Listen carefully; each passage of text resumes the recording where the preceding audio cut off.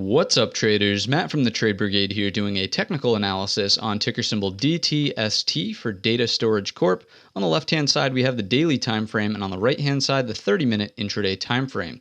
First things first, because we have not covered this one yet on the channel, let's start by making ourselves a roadmap from the daily perspective of obvious areas of support and resistance. Then we'll dive down into the 30-minute and point out some more nuance. So just coming in and roughly mapping out some areas that I find structurally important. We have this, and then obviously way up here, the pivot high, right around 13, the whole dollar. Not saying that that will be in play this week, but it's nice to know that it is there. In terms of what's underneath us, just to quickly recap what we've done, we had a range in here. Obviously, we broke out of it. This prior double top from in here strikes me as structurally important, and that's going to give us that 626 area. We'll also notice that it was the high of the prior day's candle. So all things considered, those are the quick daily levels. If we take a look at the 30-minute to see how we did, again, things line up pretty nicely. What I will say is that whenever we have expansion of range, it's always nice to take a look through the lens of Fibonacci and see what's going on with those areas.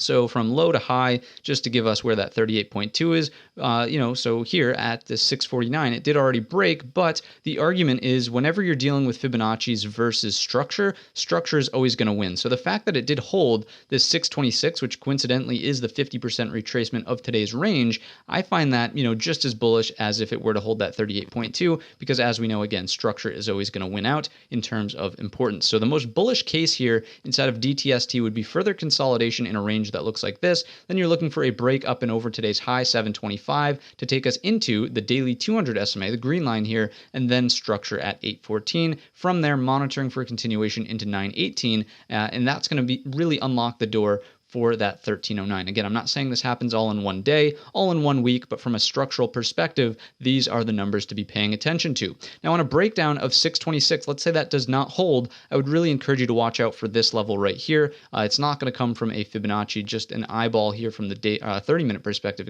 there, right around 530. And you can clearly see that we had prior resistance, then offer support here on the pullback, which brings me to my next point, which is the fact that this is seeing healthy price movement, right? It is seeing pullbacks. So we do something like this. We have some take, we have a give, we have some take, we have some give. Now we have some take, people taking profits essentially. If we pull back into a higher low, that ideally would form here, and the line in the sand would then be that 530, which is why we mapped that out in the first place. So here we go at this 593, just, noting that this was resistance here, and in that candle right there, some support. If we do break, again, that 626, here you go. You're looking at first support to ideally come into play here, but this, of course, is the line in the sand. Reason that's the line in the sand is because if we get a pullback that goes deeper than that, then what did we just do from a trend perspective, right? If this is a low, this is a higher low, this is a higher low, and that's violated, then we just made a lower low, right? Which is not forward and upward progress in terms of maintaining or continuing uptrends when they are in place. So that's why those are the levels that we will be watching very closely here on DTST.